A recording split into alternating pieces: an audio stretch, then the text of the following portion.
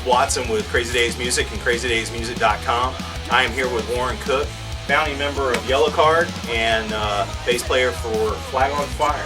We are going to be demoing some Music Man basses and one JP15 today, which is John Petrucci's signature model guitar. Warren, how you doing today? Good, man. Thanks for having me. Oh, awesome. Yeah, how's Flag on Fire going? Great. We've got a couple tours lined up next month. We're going out with Guttermouth. We're also playing Connection Festival with 311. Awesome. Well, Warren, we got the Stealth double humbucker Stingray right here, 4-string. Yep. What I noticed right away, it's pretty versatile. You've got 5 different options here with the pickups. So, hear the difference right there. Oh, yeah. Back position's kind of got a little punchier. The front's a little softer.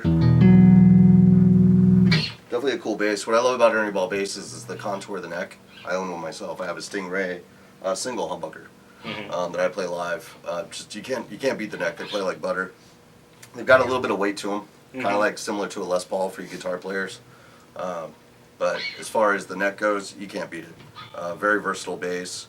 You can most of them have active electronics, so you can basically dial in any EQ that you want right there. Yeah, I like how the Music Man's got that real sturdy bridge on them too. Yep, fixed with the bridge. Barrel. Now you were talking about, I heard a big difference between the bridge and the neck humbucker right there. Play on the neck humbucker again.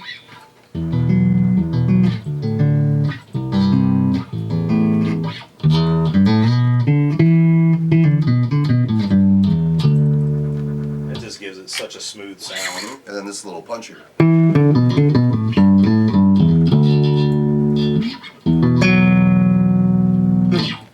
Awesome. Well, what are like the things out of this that you really enjoy as far as a bass goes? It's just a comfortable bass. Like some other basses are really like, as far as the weight ratio, they'll either be top heavy or bottom heavy. Right. This one's perfect. You know, it pretty much just sits naturally on your lap. Also, when I play it live, it's when I'm wearing a strap with it, it doesn't really move around too much on me unless I make it. Very versatile bass. Now we also brought out one of their, I guess, lower lines. It's the Sub Series, and this is going to be a 5-string. 5-string sub. First thing you notice right away when you pick one up, it's about half the weight, almost. It's a lot lighter. It's got the input on the front, which I'm not a huge fan of, but some people are. You can get rid of that with a right angle cable. This is active as well. It's got a 9-volt in the back. Another thing I like about Ernie Balls is the 9-volt's always active. You can get it right here. Right. And I like the fact, if you'll turn that back around, unlike most companies, like certain other companies, they will have a screw plate for the battery, so it's a real pain in the butt to try to get to. This just has a regular thing, and then the battery pops out and new one in. Yep.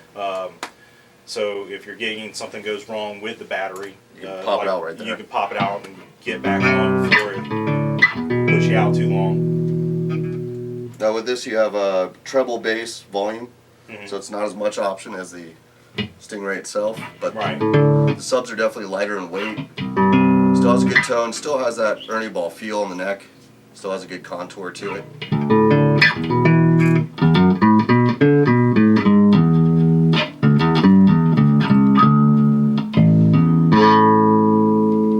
They're great basses. You know, for the money, the sub is definitely a way to go if you don't have the budget for an actual Stingray. The sub's a good way to go. A lot of people tour with these because you can beat them up. You don't feel so bad about them. Well, the one thing that I noticed is that the humbucker in this one, this is a single humbucker in the bridge position, but this is more like, has the tone of the neck humbucker in the black Stingray. Very much so.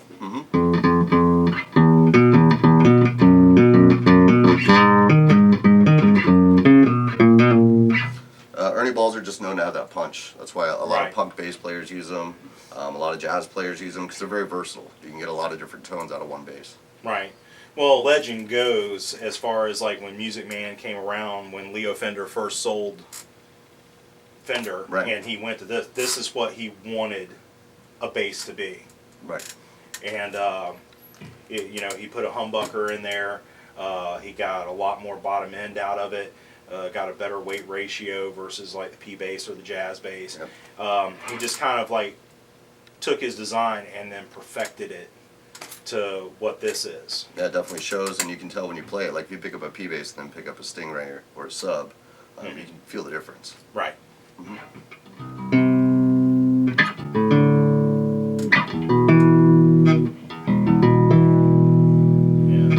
They definitely have that low end to them. Definitely got a lot better tone out of this because when he went to and started Music Man, he also started making the bodies a little bit bigger. So you're getting a little bit more resonance out of it, which is really bringing that active EQ in with the pickup and all that good stuff. They're incredibly comfortable. Like even the 5 strings feels nice.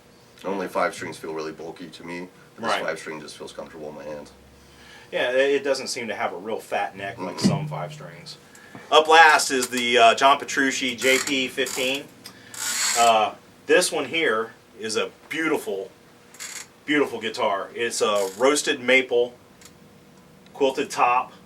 You've got your Piezo up underneath the bridge here. You've got his John Petrucci's Eliminator signature DiMarzios in the neck and the bridge. It's got coil tap on the front and the back. 1-tone knob. Pickup selector, or actually pickup selector. Piezo. You've also got, if you'll turn that around for me, Warren, you've got a stereo jack and a mono jack so that whenever you're running, you can actually put it in stereo and you can blend the Piezo and the pickups together. Yeah, right off the bat when I pulled it out of the case, it's just an awesome guitar. The neck feels incredible, just like all Ernie Ball products. But yeah, this is probably one of the nicest guitars I've ever played, I think.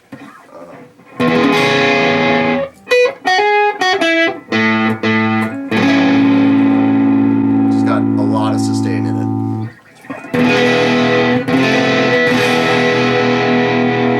Just keep ringing.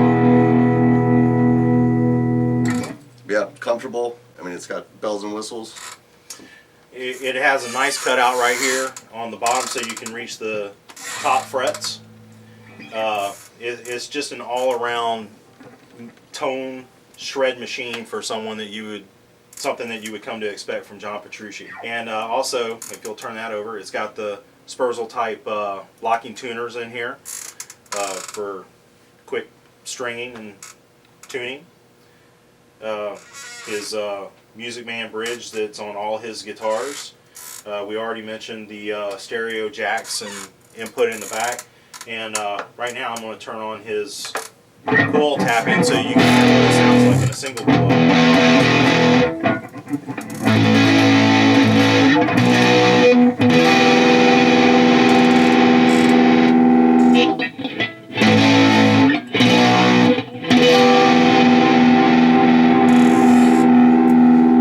That sounds awfully good for a single coil tap. Yep, it's amazing. It's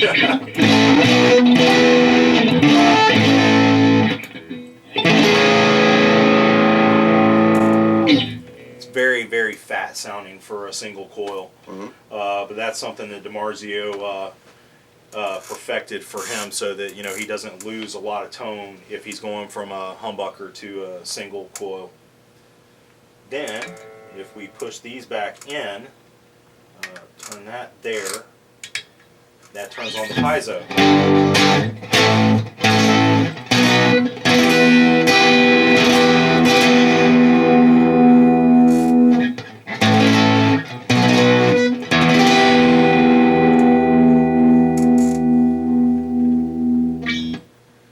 Definitely like that. Right here, you've got extra adjustments on the back plate here. You have a mag boost, a mag and Piezo mix. Then you can turn up the treble and the bass on the Piezo. So you can adjust this in and out any way that you want to for your sound and your tone. As far as the guitar goes, this is a machine that will serve any purpose that you have, whether you're playing rock, jazz, metal. Again, even though you won't have this trouble too much, easy access battery in case you put a fresh battery in before the show and all of a sudden you go dead. Easy access, get you back up and running without having too much downtime. Again, the neck's just amazing.